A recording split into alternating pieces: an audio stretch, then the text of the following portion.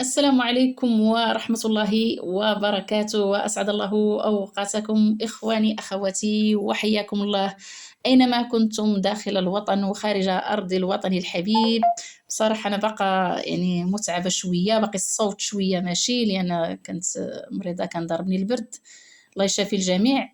لكن بصراحة الفرحة ديال التأهل المنتخب للثمن النهائي بصراحة خلاتني ندير هاد الفيديو هذا. خلات شويه المرض يمشي ولا غريب شويه تبدا تمشي.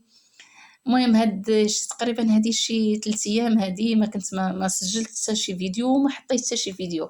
على العموم يعني مبروك للمنتخب المغربي ومبروك لنا جميعا ولما لا ان شاء الله. علاش ما نحلموش بالكاس؟ علاش لا؟ مادام عندنا لعابه يعني عالميين تيلعبوا في منتخبات عالميه وهما اصلا حاصلين على جوائز عالميه بحال زياش بحال.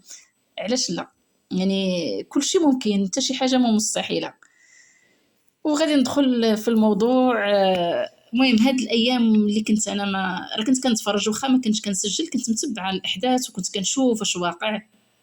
وكنت بصراحه شت يعني قلت، كما تيقولوا قلت الحياه وقلت الادب فين وصلات، وقلت العفه فين وصلات بعض الناس الله يهديهم، اللي بصراحه يعني ما بقاتش عندهم حدود، ما بقاتش عندهم خطوط حمراء. فانا تنقول لهم لنرتقي. آه، شوفوا غير الصوره اللي عطاها لا ماشي غير المنتخب اللي عطاها الجمهور المغربي، كذلك المنتخب والجمهور المغربي في قطر عطاه واحد الصوره زوينه على المغاربه، عطاه واحد المستوى حضاري. ما شاء الله. يعني كنا حنايا دابا رحنا يعني روح وحده. فينا داك تنشجعوا تنتفرجوا كلشي. دابا الناس متبعين، ما كاينش اللي ما متبعش شنو كيوقع في قطر. شو السفراء ديالنا في قطر، شو الجمهور المغربي ما شاء الله عليه، شو المستوى الحضاري، شو داك التضامن وداك التلاحم وداك الحب ديالو للوطن ديالو، شو داك الرقي في الافكار ديالو. علاش هادشي ما كنشوفوش خصوصا في انا غادي نتكلم، ما غنتكلمش على اليوتيوب المغربي كله، ولكن على الاقل غنتكلم على هاد المجموعه اللي كاينين فيها حنا. هاد هاد مع ومع ضد اللي كاينين فيها حنا، هاد الكوكبه هادي اللي كاين اللي ضد واحد الناس وكاين اللي مع واحد الناس. كيفاش كاين واحد التلاسن، واحد التنابز بالالقاب، واحد الكلام ساقط ولا حول ولا قوه الا بالله. يعني ما فهمتش، يعني ما فهمتش فين غنوصلوا، ما فهمتش فين غادي نوصلوا. انا كنقول لدوك السيدات لدوك الناس بصفه عامه اللي كينتقدوا. مثلا نعطيكم المشكل اللي كان هاد يومين، كانوا تيتكلموا على يسرى شيبانيوت الماء ركابيها تيبانوا ما هادي. اللي بغى ينتقد، انا شوفوا طبيعه الحال خصنا ننتقدوا قله الاخلاق، ننتقدوا قله الحياء، ننتقدوا. لكن خصها توفر فينا حنا اصلا. خصنا حنا نعالجوا نفوسنا، حنا خصنا نشوفوا نفوسنا حنا واش حنا اهلا لهذاك الانتقاد البناء، لهذاك الانتقاد الاخلاقي، باش نقولوا لشي ناس هاك الشيء راه حشومه وهذاك الشيء راه عيب. متفقه معكم مزيان، ولكن حنا راه خصها تكون فينا واحد المواصفات باش تكون يعني سيده امهات، ويخرجوا بواحد الكلام، يعني واحد المصطلحات يعني ما قدرش نذكرهم انا عندي في القناه ديالي، اللي كانوا على يسرى النيت وكانوا على اسره مغربيه واللي كانوا على لبنى. كلمات ما غنذكرهمش باش ما نديرش لهم الاشهار كاع. كلمات راكم عارفينهم واصحاب القنوات راهم يتفوهوا بهم. الا كنتو نتوما كتفوهوا بهذوك الكلمات، ما عندكمش حق، ما عندكمش حق تقولوا هذه اخلاقيه وهذه ماشي اخلاقيه وهذه قله العفه ولا هذا الشيء مزيان وهذا الشيء ما مزيانش. لا، لانكم نتوما اصلا يعني فاقد الشيء لا يعطيه. نتوما اصلا ما عندكمش ما تعطيو في الدروس الاخلاقيه، ما عندكمش، ما كاينش والو. الشعار ديال القنوات ديالكم كلهم تشرشيم دق الشنديل، اليوم نعطيك اليوم ندير ليك. هادو غير الكلمات الكيوت في المصطلحات ديالكم، اما الاخرين ما نقدرش نطقهم، الاخرين لا علاقه. دوك المصطلحات كلهم جمعوهم كاملين اللي قلتوا على يسرى، سواء يعني كانوا منتقدين سواء من النساء سواء من الرجال، جمعوهم كلهم وضعوهم في كفه، ووضعوا هذاك الشيء اللي دارت يسرى في كفه، وشوفوا شكون اللي غيتقل الاخر. واش هذاك الكلام كله، هذاك الكلام كله اللي كتنعتوا به يسرى، دوك الكلمات يعني يندى لها الجبين باش كنشوفوا امهات والدين، سواء كانوا مطلقات سواء كانوا ارملات سواء كانوا مازال مزوجات، ما خصهمش يقولوا هذا الكلام. وخصوصا لما كيصدروا هذوك المصطلحات من امهات حتى هما والدين وما طالبينش السلامه وما طالبينش الستره. كاينه اللي كتقول لك انا ارمله، انا حره ديال راسي، انا مطلقه نقول اللي بغيت، ولكن لا، راه عندك ولادك راعي ليهم. وكاين كذلك تيقول لك انا عزري، انا ما شغليش وراه معروف. مع الاسف الشديد دخلت عنده شحال من مره ودرت تعاليق زوينه، قلنا صافي اعتبرته بحال شي واحد من ولادي، راه انا عندي تبارك الله ولاد وعندي عزاره، قلت باش الله يهديه. لكن كانت واحد الصدمه كبيره بالنسبه لي انا ملي غادي يقول في واحد الفيديو ديالو اي وحده مابونيه عند لبنى ومابونيه في اسره مغربيه فهي تيت، واي واحد مابوني في اسره مغربيه ومابوني عند لبنى فهو تيت. ما غاديش نقول هذوك الكلمات. وانا غادي نقول لك انا من هذوك الناس اللي وانت عارفني انا مابونيه في هذوك هذا باش بقى فيا الحال. وزدتي اكدتي واحد الكلمه اخرى وقلتي بدون استثناء كلهم بدون استثناء وانا غنقول لك انا الحمد لله والده ولاد ومربياهم طول منك، اما في الخلقه ما شاء الله كلهم قارين وكلهم متفوقين في الدراسه ديالهم وكلهم مربين وما يقدروش يقلوا العفه وقله الاحترام على غيرهم، وخصوصا الناس اللي ما واصلينهمش، وانا وحده منهم اللي ما واصلكش لانك جمعتي وعممتي. اذا هذيك الكلمه اللي قلتي على هذوك السيدات تنطبق على دوك اللي ولدوا وما عرفوش يربيو. وباش ما نظلمش كثير، كاينين شي امهات مساكن تيولدوا وتيربيو ولكن تيخرجوا لهم شي ولاد من الجن الله يهديهم، تيخرجوا يعني ما بغيتش نشوف.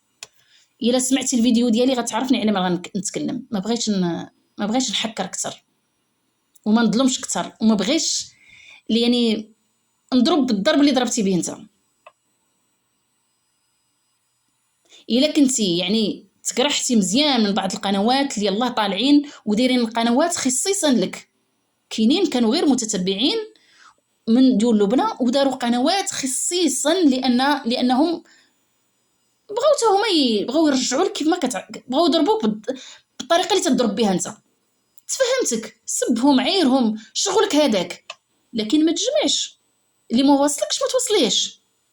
انت راك جمعتي وعارف باش تقول كلهم وبدون استثناء اي وحده مابونيه واي وحده ما شغلكش يا سيدي.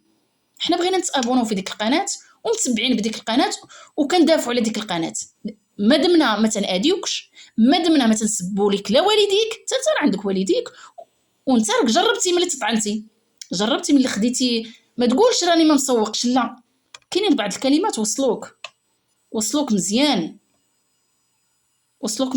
انا بصراحه انا ضد هذا الشيء وما باغاش هاد التلاسن وضربني نضربك، يعني الطعن في النسب والطعن في هذه والطعن في الشرف. انت كتقول انت المهم انت راك عارف راسك، وحتى الناس متتبعين دابا عارفين علاش نتكلم، لان كاينه واحد ما منك الجوج، واحد فقط اللي دير يعني بحال الريحه ديال القناه ديالو بحال الريحه ديال الطواليت.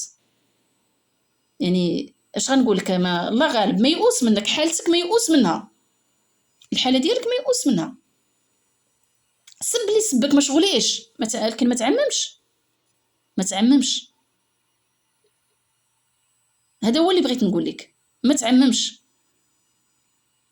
راه كلشي كيعرف يسب. واحد الحاجه كتقول انا ما شغليش، انا راني غير راجل ولا عزري ولا شنو، اسمح لي، لا انت ما عندكش عائله مقطوع من شجره، اللي مقطوع من شجره هو اللي ربما تيدير هادشي. حاجه اخرى، ما غاديش تزوج ودير نساب. تخيل انت في العرس ديالك وسط النساب ديالك في شي قاعه في شي هادي وحدين باغيين فيك هكاك، غيجبدوا الفيديوهات ديالك ويديروهم في داك الميكروفون، يديروهم في داك الباف، شي داك الباف اللي تيكون في القاعه مطلع الصوت، يجبدوا شي نماذج من الفيديوهات ديالك ويديروا بهم التحيه. كي غادي تجيك، كي غادي تحس براسك. المهم راجع راسك شويه، راجع راسك شويه، راجع راسك شويه. راه حتى هاد الهجوم اللي بداو عليك بعض القنوات، يلاه بانوا بعض القنوات الصغرى تنظن كلهم كانوا غير متتبعين ديال لبنى، وبديك الفقصه ديالهم داروا قنوات باش يصيبوا كيفاش يسبوك، ما معروفينش، ما كان معروفينش وجوههم لا والو. تنظن راك واخا هكاك، راه شوف، واخا تقول راني ما يعني ما مسونيش، ما وصلونيش الطريقه اللي كتخرج بها، الطريقه اللي وليتي كتخرج بها وما بقيتيش يعني باغي تجبد كلشي وباغي تقرب لها مع كلشي، وصلاتك. اذا حس بالناس الاخرين حتى هما اللي كتادي. شوف انت كيفاش ما تبغي لا الام ديالك تادى، لا الشرف ديالك تادى، لا حتى شي حاجه تادى، فكذلك الناس، فكذلك الناس. وخصوصا مره اخرى اللي ما واصلكش، خصوصا اللي ما واصلكش، اللي وصلك منك ليه صافي، يلا بغيتي تبدا هما بداو كيجبدوا ليك منك ليهم، لكن اللي ما واصلينكش خليهم عليك في افتقار. المهم هذا هو الكلام ديالي، وهذا اللي انا ما بغاش نسميه، ولكن نتوما راكم عرفتوه وكل شيء. هو كاينه واحد ماشي جوج. فاش غنقول لكم مره اخرى، الله يهدي الجميع، الله يهدي الجميع. هذا هو اللي بغيت نقول. انا عن نفسي الا رجعتوا لي حتى الفيديوهات اللي قبل اللي كنت كنتقد فيهم سعاد، كنت كنصحك كثار ما كنت كنهاجمها، وإلا لقيتوا شي كلمه خايبه تنسبها فيها، وريوه لي هذاك الفيديو وقولوا لي ها انت كاين هذا الفيديو، هذا الفيديو. الفيديوهات ديالي كلهم وكلهم سبحان الله داكشي اللي كنت كنقوله هو اللي وقع دابا، وجات على كلامي فعلا. حتى واحد الفيديو درتو نداء لعائلتها وقلت لهم خواتات سعاد واش ما كاينينش، واش ميتين، وخوتها فينكم. فعلا دابا خوتها راهم داروا بها. كانوا بزاف فيديوهات رجعوا لهم. فمره اخرى اش غنقول، كل واحد هو شغله. كليتي ما كيعجبوش هذا الكلام يقولك ما ديروش علينا، نديروا اللي بغينا.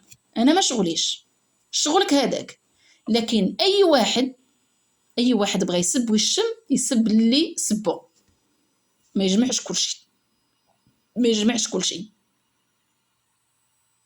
هذا هو اللي بغيت نقول انا. لان كل واحد عنده طريقته باش يلقن الاخر درس. نقدر انا ما نسب ما والو، لكن قادره نلقن اي واحد يفوت الحدود ديالو، نحس به مسني انا شخصيا، عارفه كيفاش نلقنوا الدرس. مرة أخرى الله يهدي الجميع. هذا هو اللي بغيت نقول، الله يهدي الجميع. والسلام عليكم ورحمة الله وبركاته.